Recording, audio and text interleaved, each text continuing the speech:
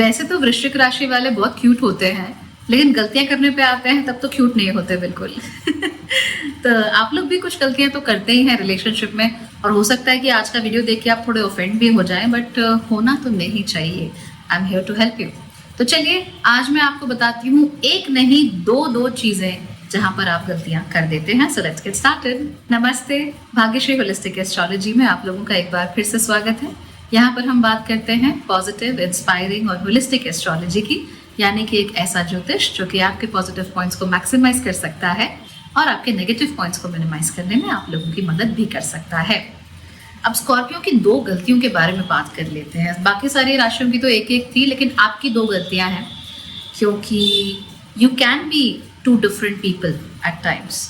जब भी हम किसी स्कॉर्पियो के साथ होते हैं या किसी मीन के साथ होते हैं या जेमिनाई के साथ होते हैं या कुंभ के साथ होते हैं, तो हम एक व्यक्ति के साथ नहीं होते, हम 2 अलग अलग लोगों के साथ होते हैं, और उसमें से भी सबसे ज्यादा इंटेंसिटी के साथ ये चीज हमें स्कॉर्पियो में नजर आती है। अब इसीलिए मैं आपको गलतियां भी 2 बताती हूँ। पहली गलती तो सारे स्कॉर्पियोज लगभग करते ही हैं, खास तौर पे रिलेशनशिप्स में, फ्रेंडशिप्स में, वो ये होती है that they give too much too soon. होता ये एक वाटर साइन है। अब वाटर साइन होने की वजह से इनके इमोशंस भी काफी गहरे होते हैं, बहुत डीप इमोशंस इनके होते हैं।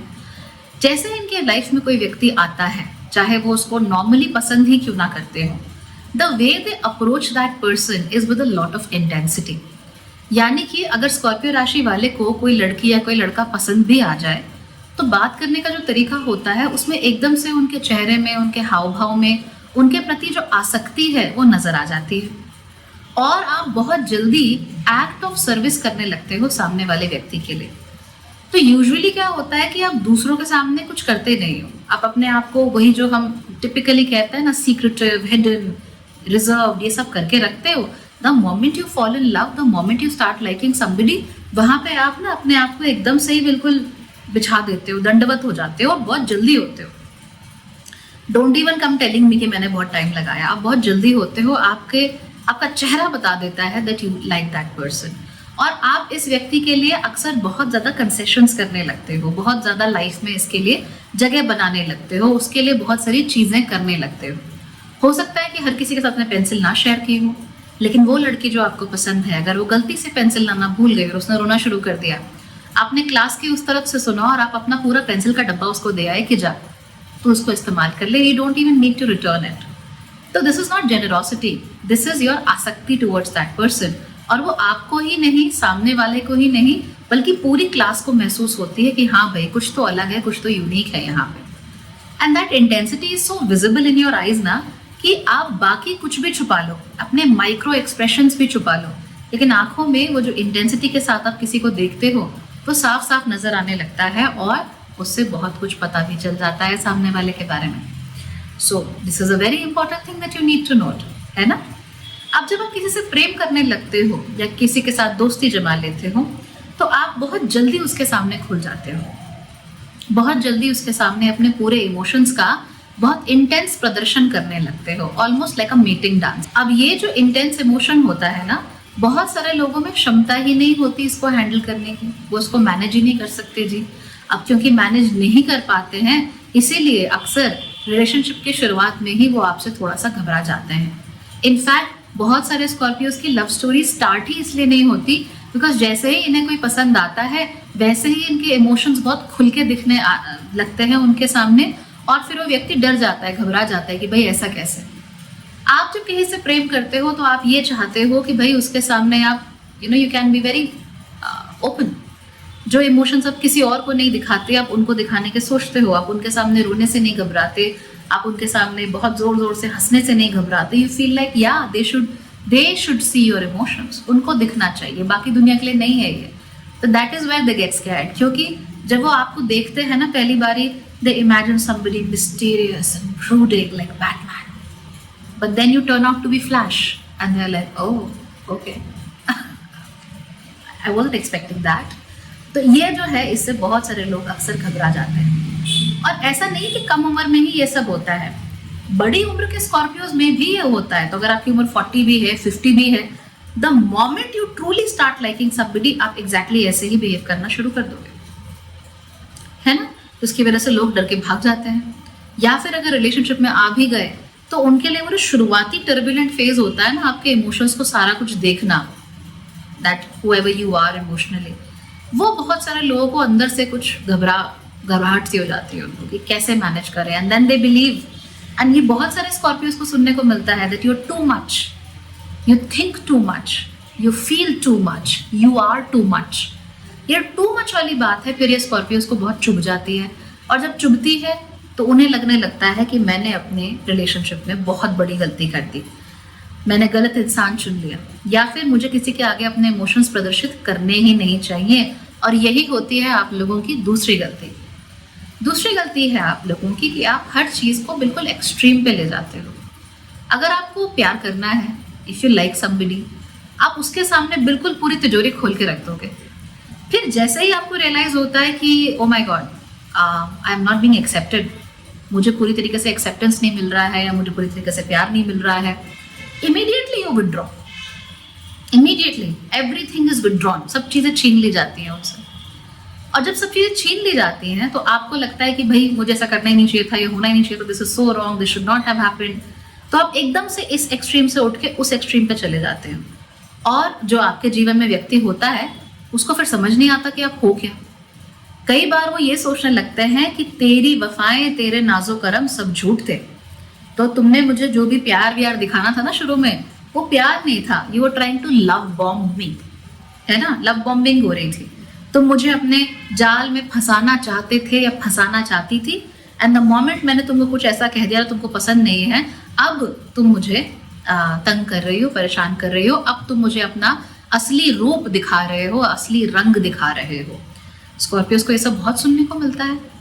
अब ऐसे में स्कॉर्पियोज फिर और थोड़ा अंदर से जल जाते हैं और उनको फूक जाते हैं थोड़ा कि भाई ये क्या हो गया, एंड देन यू नो फिर वो एक्सट्रीम्स के बीच में डोलते रहते हैं। So this happens, and remember Scorpios के साथ क्या होता है, जब वो किसी के सामने दिल खोलकर अपने इमोशंस दिखा भी रहे होते हैं, तो मान लो उनके दिमाग में 10 प्रोसेस हैं या 100% उनका जो दिमाग है उसमें से जो 90% है वो तो महसूस करता है कि भाई हाँ, इसे मैं अपने बारे में सब बता दूँ, इसके साथ में सब शेयर कर दूँ, हमारे बीच में कोई पर्दा ना रहे। पर वो 10% हिस्सा पता क्या फील करता है, इट फील्स वेरी वल्नरेबल, वो बहुत कमज़ोर महसूस करता है, बहुत असुरक्षित महसूस करता है। 90% हिस्सा क्या चाहता है कि मुझे सुरक्षा दो, भावनात्मक सुरक्षा दो, और 10% कहता है कि मैंने बहुत बड़ी गलती कर दी, मुझे शेयर नहीं करना चाहिए था, यह आदमी या औरत उसके लायक नहीं है, I should not have done that, मैंने ये सारी बातें बोल दी, इसका मतलब मैंने अपनी चाबी सामने वाले के हाथ में दे दी है, और अगर मैंने अपनी चाबी सामने वाले के हाथ में दे दी इसका मतलब ये मुझे कभी भी नुकसान पहुंचा सकता है, ये इनके मन में हमेशा रहता है। और इसीलिए कई बार ये अपने पार्टनर को लेकर थोड़े थोड़े इनसिक्योर भी होना शुरू कर देते हैं, right, they feel very insecure. वो सोचते हैं कि इसके सामने तो मैंने अपने आप को अच्छे से प्रदर्शित कर दिया, अभी किसी और के नहीं हो जाए, ये कहीं और ना चले जाए, कहीं मुझे छोड़ ना दे, मेरे बारे में सब कुछ जानकर हाँ मुझे यूज़ करके कहीं मुझे छोड़ के ना चले जाए। यही चीज़ तब होती है जब वो आपसे नफरत भी कर रहे होते हैं, आपसे लड़ रहे हैं, गुस्सा हो रहे हैं, तो दिमाग का 90% हिस्सा गुस्सा होगा, लड़ेगा, झगड़ेगा, पुरानी बातें याद करेगा, उनको रीस करेगा, गुस्सा करेगा, और वो 10% दिमाग ही कहता है कि अभी भी वक्त है, प्लीज़ कम एंड हग मी, हाँ अभी भी वक्त है, अभी भी आपको आप चाहें तो चीज़ें ठीक हो सकती हैं, अभी भी वक्त है, तो तुम चाहो तो मुझे वही सुरक्षा प्रदान कर सकते हो जो तुमने मुझसे अभी अभी छीन ली है। So that is what's always going on in the scorpion mind.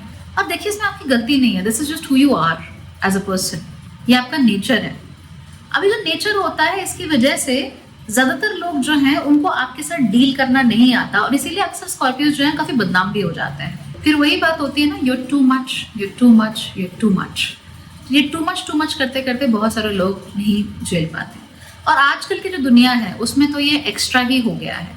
वजह ये है कि आजकल किसी के पास टाइम नहीं है, और बहुत सारे रिलेशनशिप कन्वीनियंस के रिलेशनशिप होते हैं, लेकिन जो स्कॉर्पियो वाले होते हैं वो रिश्तों में कन्वीनियंस नहीं देखते, वो तो रिश्तों में मांगते हैं गहरा प्रेम और एक बहुत ही गहरी सुरक्षा की भावना, स्टेबिलिटी मांगते हैं वो लोग, और अक्सर यही स्टेबिलिटी उनको प्रोवाइडेड नहीं होती है रिलेशनशिप में, और इसकी वजह से उनको फिर बहुत बड़े बड़े घाव भी लग जाते हैं। तो ये जो थोड़ा बहुत फ्लिप फ्लॉप होता रहता है ना, ये मैंने बताया ना आपको ये आपको जेमिनी में देखने को मिलेगा कुछ हद तक, फिर ये आपको स्कॉर्पियो में देखने को मिलेगा, कुंभ में देखने को मिलेगा, और उसके बाद ये आपको मीन राशि में भी देखने को मिलेगा।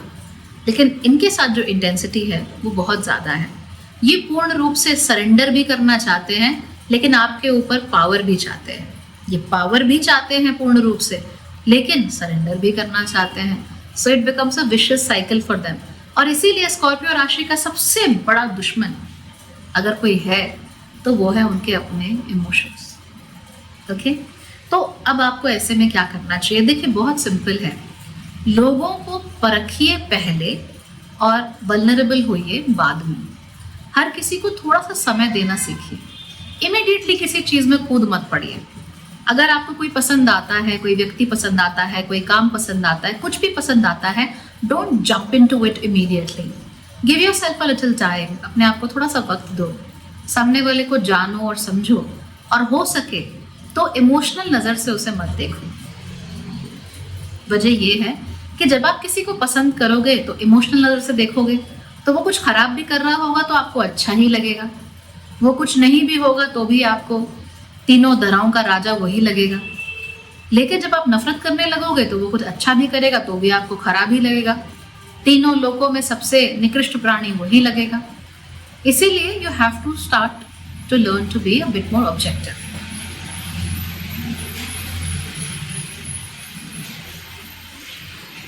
इसीलिए आपको जिंदगी में ना बस थोड़ा सा ऑब्जेक्टिव होना पड़ेगा, और जो भी काम आप करते हो उसमें थोड़ा सा slowly, don't jump into anything, take your own sweet time. पहले ऑब्जेक्टिवली उस इंसान को देख लो, ऑब्जेक्टिवली परख लो। आप किसी के बारे में क्या सोचते हो उसको साइड में रख के ज़रा दूसरे लोगों का उस व्यक्ति के बारे में ओपिनियन लो। जानने की कोशिश करो कि उसके बारे में दूसरे लोग क्या सोचते हैं, और वो जो ओपिनियन है उसे अच्छे से वे इन करो।